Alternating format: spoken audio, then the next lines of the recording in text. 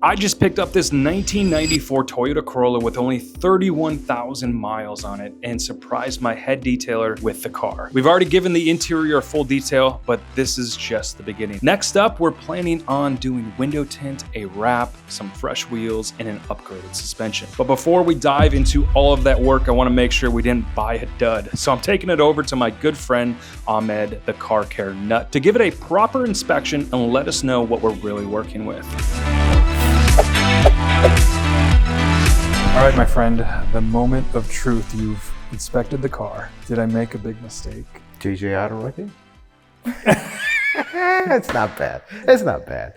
You know what? It's the end of the day. I can't count. How old is this car again? 94? It's like 31? 32 or 31 years old? 31 years Pretty old. impressive. These are good cars. The rust usually eats them up. It's actually not bad on rust. You got that one spot in the back. A little bit, yeah.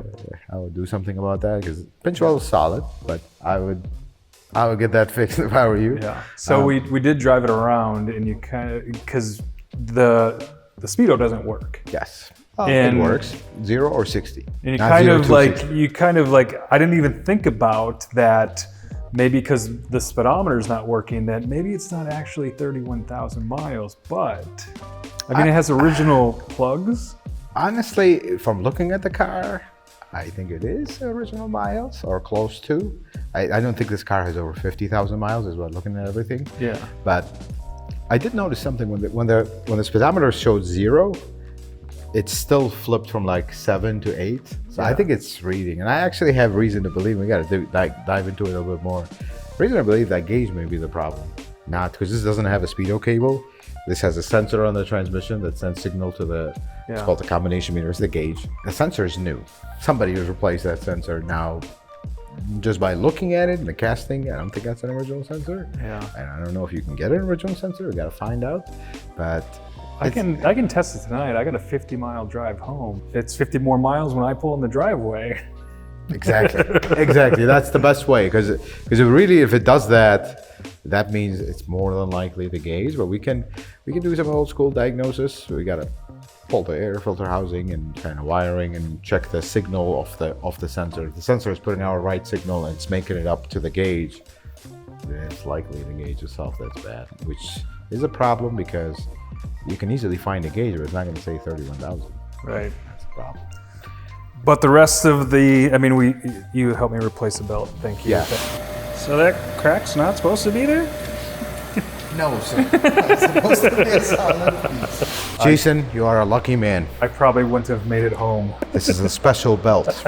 Back in '94, we had a 3-rib belt. Yeah, Special belt. Tri-rib. Yeah. I am, this belt, just by feeling it and talking to it, it's from 1994, brother. Yeah. Man, I'm glad we were able to get you one, although it's a cheapo one, so please replace it later. It's not a good one, but hey, it's better than this one. Right. I think you got your money's worth out of this one. Yeah, for sure. So, I mean, I kind of expected when we bought this car that we're going to do brakes, we're going to do all, just kind of plugs and some of the stuff and seals and timing belt. Like that's kind of a given it's on all the original. car. I don't think that timing belt's ever been off. We already looked at the wires. They do have a date code on them. We looked at the spark plugs. It's a factory plug. Got that stamp at the top. Yeah. We did look at this, which I'm a little bit concerned by. If you look right here, this is a injector seal.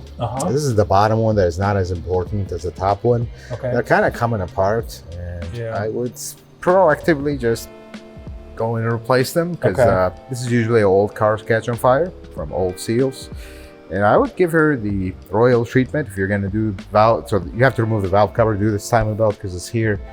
Pull the distributor, place the O-ring. There's an O-ring on the distributor right here. Wires, rotor cap, time it again. And I would get rid of this alternator if you plan long term. You may still be able to get the original one because that's definitely an aftermarket one. Okay. Which, when we did the belt, whoever did it, thank you. Left the bottom bolt loose. One less bolt we got to work on. This radiator is definitely being replaced. This is not our original radiator. Because original radiators, when you leave them so long, they'll turn like this yellowish color and you see micro cracks. That's when they're about to go. Okay. These original hoses, I mean, I have my doubts about that one. This one is definitely original. That one, no, actually, I see the marking. It's just they usually don't write anything on them. But they seem okay. I mean, if you're gonna drain the coolant, do a water pump, whatever, just throw a couple hoses. It won't hurt. the coolant. There's not So supposed to be normal stuff floating? cars, yeah, we're not supposed to have people living in the coolant. That is whatever that is. The coolant's not supposed to be brown, is it? Oh boy, it's not. Oh, you can see it. Yeah. Like Yes. little floaties in there. Yeah, just please replace the coolant. Okay. And please replace the thermostat because all those floaties are right now sitting on the thermostat. Okay. So that's that. And then the brake fluid also has floaties. Wait, I gotta put thermostat on the the growing list here. You're gonna go do one of these on the list. Thermostat. Definitely do a thermostat, please. Underneath it does have surface rust a lot. That's pretty typical of a car that's just been sitting, and pretty typical of a car that one side is rustier than the other. It's a typical Chicago parked car or parked on the street or outside. I think CV boots are leaking. It's also typical from age. Just rebuild the axles, pack them up, new boots. We're good. Don't replace the axles because these are originals. Shocks, rears are leaking. Fronts are, I think you got your money's worth out of them. Let's put it this way. Fuel line, I think it's a fuel return line. Yes, that was a return line, by the way, so that is a fuel line. Pretty rusty. Okay. I don't think you can get OEM lines for it. You can custom make them, and they're not impossible to do. This is a very simple car to work on. Okay. Otherwise, sway bar links, bushings, do them with the struts. Just power steering fluid, not a bad idea to replace it as well. I don't think it's ever been replaced. Okay. AC, we just charged today. Yes, You got one new belt. Because when we went for a drive, you said, oh, the AC works, but it doesn't. I think I was actually surprised because we pulled, 0.24 pounds and the car takes 1.65. I don't know how that was working, but it was actually doing something. Yeah, it was pretty impressive. These are super reliable cars. They're like tanks. This engine is like a tank. It's a 4A FE. Ironically, I have one in the shop. It's an all-wheel drive Corolla. It has the same engine, but it's a specific block that has a cutout. Impossible to find them. This is a lot more available. Parts for these are super cheap. Yeah. They're super basic cars to work on, but certain things you just gotta update with the age. Yeah. It's older.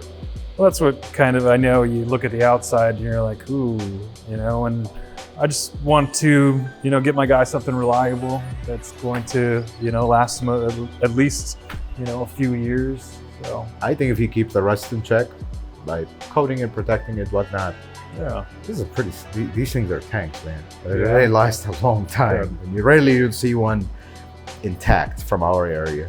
I mean, for the price that I paid for it, $4,500, I know that we're gonna end up putting at least another $1,500, maybe $2,000 into it, and I could have bought a $7,000 car, but I've been car shopping, dude. There is not much out there, and I feel like even buying a $7,000 car, you're still gonna have issues and problems. So I just wanted to go to a platform where I know that's kind of easier to work on, cheaper. This is a very reliable. These are super reliable. The only thing that usually takes them out of the road is horrendous maintenance or rust.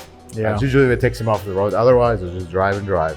So we brought the car in. We kind of just said, hey, we got this customer who bought this car at an auction. They want to clean it up and do some stuff to it, and then they're going to sell it, trying to make a profit off it. That's kind of the story we told him. Okay. He told us, so he was in Mexico for the past couple of years and he had a taxi business. This is the exact car that he used for his taxi business. They're still being used in the parts of the Middle East. They're all over the world. I'm like, okay, that's cool. Yeah.